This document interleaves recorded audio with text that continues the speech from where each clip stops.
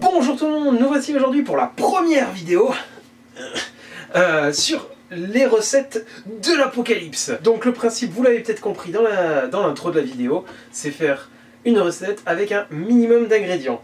Et aujourd'hui, pour les ingrédients que j'ai choisis, c'est une conserve de flageolets, des bons faillots qui font péter.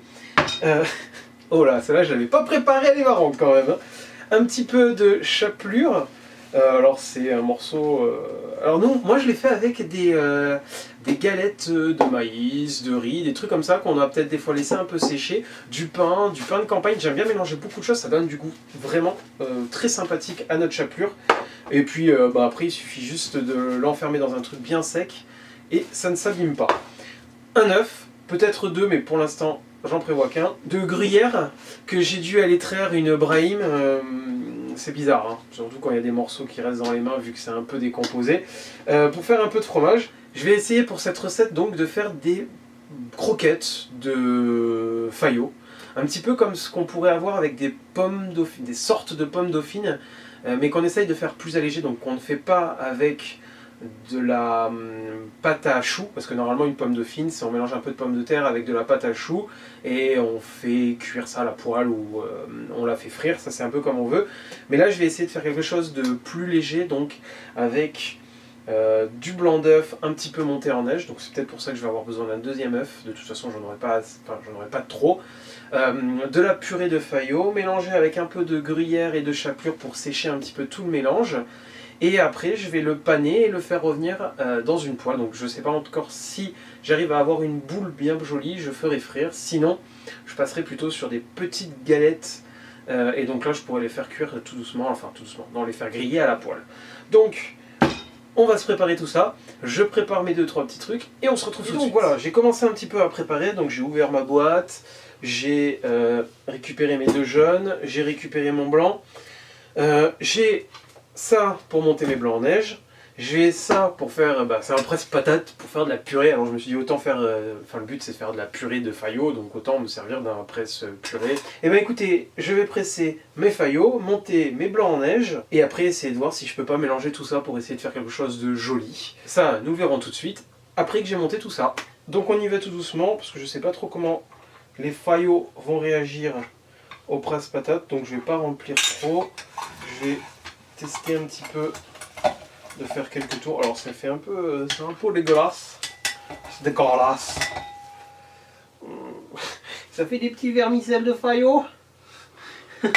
C'est vraiment bizarre, hein.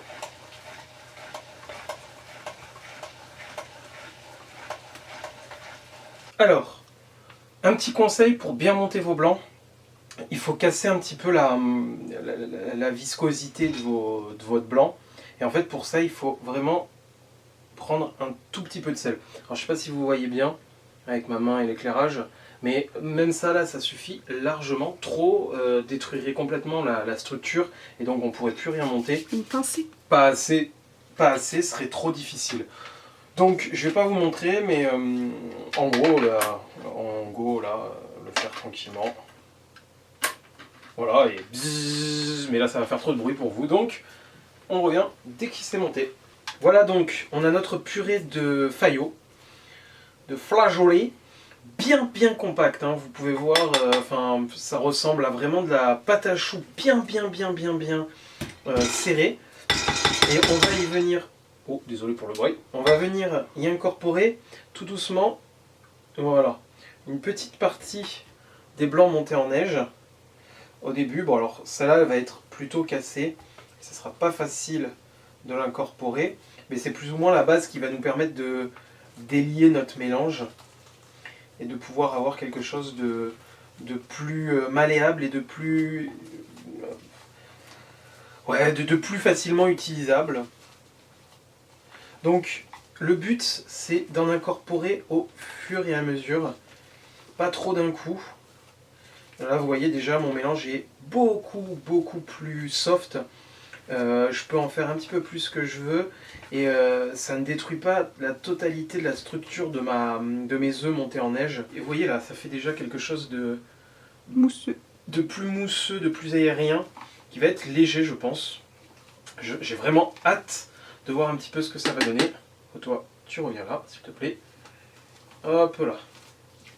Donc là par contre on va devoir commencer à accélérer un petit peu le rythme, parce qu'une fois que ce mélange est fait, il faut passer très rapidement à la cuisson, sous peine de se voir retrouver à ce que tout se casse la gueule et que les blancs recrachent toute leur eau et qu'on puisse plus rien en faire. Mais là on a déjà quelque chose de vraiment super sympa. Donc je me suis vite préparé, là c'est en train de chauffer, donc je vais y mettre mon huile pour avoir un petit bain d'huile, donc même pas un demi-centimètre. Mais là il faut vraiment qu'elle soit très chaude. Donc on n'a pas peur d'envoyer les 5 minutes avant la préparation. Est-ce que ça commence à chauffer? Oui, ça commence à chauffer, c'est parfait. J'ai oublié de rajouter mon gruyère de Brahim. Hop là, bon lait de Brahim. Alors, une cuillère, 2, pas plus. C'est vraiment pour donner un petit effet mousse, enfin pas mousseux, mais filandreux à tout ce mélange. Hop là, on renvoie 2 petits coups de spatule. Donc là, le but, ça va être d'essayer de faire des petites boules comme ça, qu'on va venir, hop là, arriver à garder donc avec une certaine texture. Et là, c'est le cas. Alors, faut pas avoir peur de se salir les mains. Là, faut commencer avec les mains. Je vais, hop là, donc là, la première est faite. On vient la positionner là. Et là, il va falloir aller très vite. On se sert de la chapelure pour décoller de la cuillère. Hop là. On vient y balancer un petit peu d'œuf. Hop là. On le rebalance dans la chapelure, histoire de faire une belle coque de chapelure. Et voilà. Pour savoir si c'est cuit, si c'est chaud là, on jette un petit peu de chapelure et si ça fait des belles bulles, c'est que c'est bon. Là, c'est pas encore bon. J'essaye des tailles et des formes différentes parce que je ne sais pas ce que ça va donner après cuisson. Là, par exemple, celle-là, vous avez vu, je ne l'ai pas retrempée dans l'œuf, dans le jaune d'œuf, parce que je veux voir un petit peu ce que ça donne. S'il faut, ça donnera un effet plus sympathique. Hop là. D'un côté, on a les deux sans jaune, et là, de ce côté, on a les deux avec jaune. Et on va continuer rapidement pour que le mélange ne se casse pas la gueule. Alors à la main, je trouve que celle qui je replonge une deuxième fois, enfin que je replonge dans le jaune et que je replonge dans la panure, sont plus dures après coup et donc sont plus facilement travaillables. Donc nous voici avec les premières boulettes qui ont commencé à cuire du premier côté. Je ne sais pas trop ce que ça va donner, mais justement on va le voir tout de suite. Donc là vous pouvez pas voir, je suis en train de vous parler en vous regardant, mais vous ne me voyez pas. Coucou. Et donc on va voir ça tout de suite, les premières boulettes, la gueule qu'elles ont, et elles tiennent. Écoutez, franchement, j'en ai peut-être mis un petit peu trop dans ma poêle et donc du coup elles se battent un petit peu en duel. Mais je commence par celle où j'ai mis du jaune d'œuf, donc elle se tient peut-être mieux encore que les prochaines. Et là maintenant je retourne celle sans le jaune. Et en fait non, elles ont exactement la même gueule.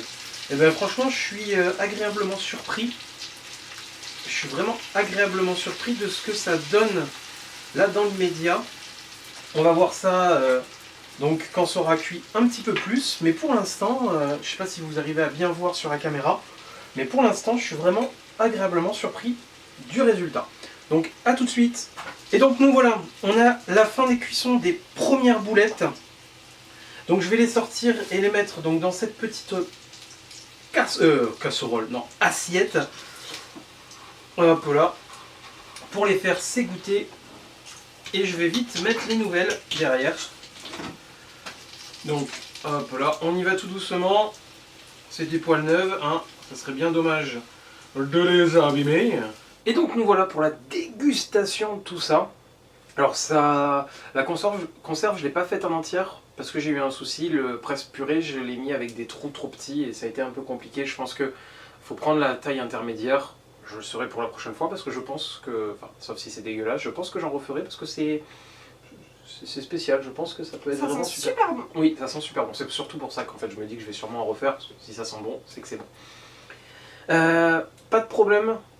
Sauf que ceux que j'avais préparés à l'avance ont été plus... c'est frité un petit peu plus. Donc je pense qu'en fait, le blanc d'œuf avait commencé un peu à se séparer et puis voilà. Donc c'est vraiment une recette à préparer très vite. Du style, avoir une très grande poêle. Là j'ai fait exprès de le faire avec une petite poêle, histoire que ça ne me prenne pas la totalité de la place de la table. Mais si vous le faites avec une plus grande poêle, ça ira très simplement. Ça sera très simple à faire. Et donc on va goûter tout ça. Je vais me faire mon petit mélange. Vas-y, hein, commence à te servir si tu veux. Mon petit mélange barbecue moutarde. Et on va goûter ça. Hein. Alors bien sûr au début je vais le goûter nature. Parce que ben c'est bien de goûter les choses nature. Et après je goûterai avec le reste. Mais d'abord je me fais ce mélange. Alors c'est comment?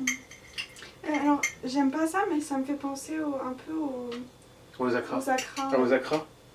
Pas du tout les acras, mais ça fait un peu la même mousse en fait. Ah oui, c'est resté très très mousseux. Je sais pas si vous arriverez à voir. Ouais, non, c'est beaucoup trop loin. Ça fait vraiment mousse. Mais c'est vraiment très mousseux. Ah ouais, ça fait presque... En fait, ça fait vraiment presque des pommes dauphines, mais on sent que c'est pas la pomme de terre. Ouais, mais on sent pas que c'est du flageolet. Ouais, c'est vrai qu'on sent presque pas que c'est du flageolet.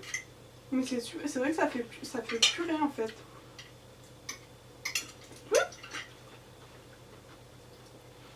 Mais c'est vraiment tout mousseux dedans.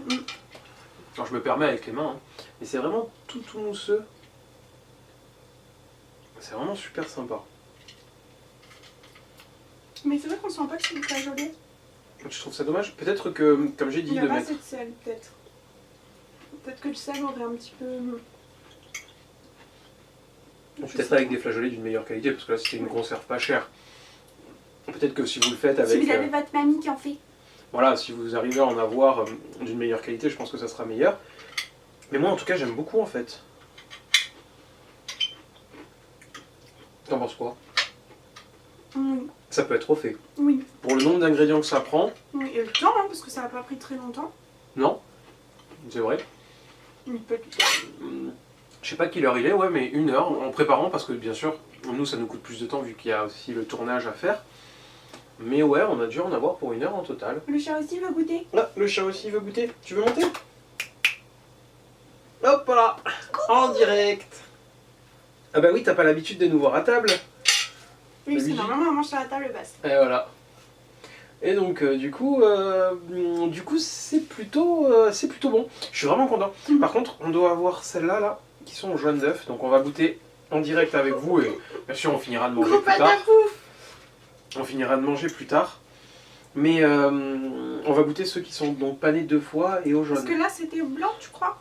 Ouais, ouais. Ah oui, ça se voit. Elles sont plus... Bah, il y a moins de creux. Ouais. En fait, dans les autres, il y avait un petit peu des creux de vide en fait. Donc nous voilà sur la fin de cette première vidéo, les recettes de l'apocalypse.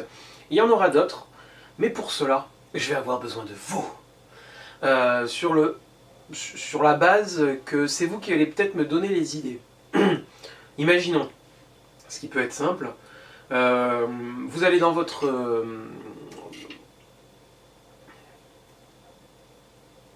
Donc pour nous aider, c'est très simple en fait.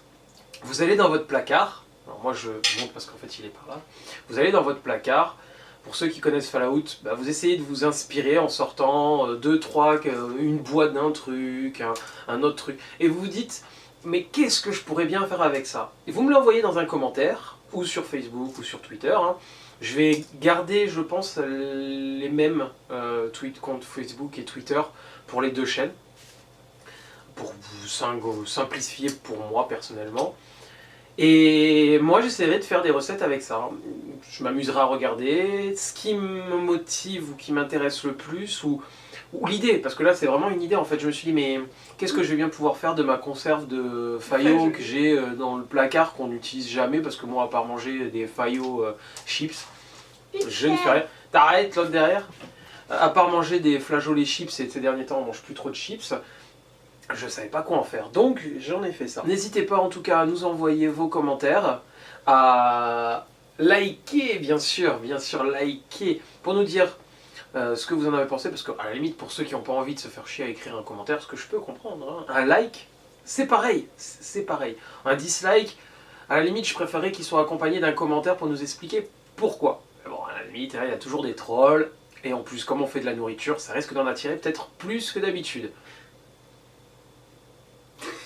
Et après, il ne restera plus qu'à partager pour montrer à tous vos amis de l'abri ce qu'on peut faire avec très peu de choses. Et à vous abonner à la nouvelle chaîne. À la nouvelle chaîne, bien sûr. De toute façon, vous êtes déjà sur la nouvelle chaîne. Il suffit juste de cliquer plus bas, il y a écrit abonner, vous cliquez dessus, vous abonnez. Et il y en aura assez régulièrement, je sais pas, peut-être 1 ou 2 par mois. Ça va dépendre aussi de vous, des idées de vous. Même si là on a déjà plus ou moins réfléchi à une prochaine vidéo, même si ça ne sera pas dans ce concept là, on va faire plusieurs concepts de recettes. Mais ça, vous avez qu'à regarder la vidéo de présentation de la chaîne. Voilà, et puis comme d'hab, à la prochaine, pour une prochaine vidéo prochainement. Ciao tout le monde. Bye bye.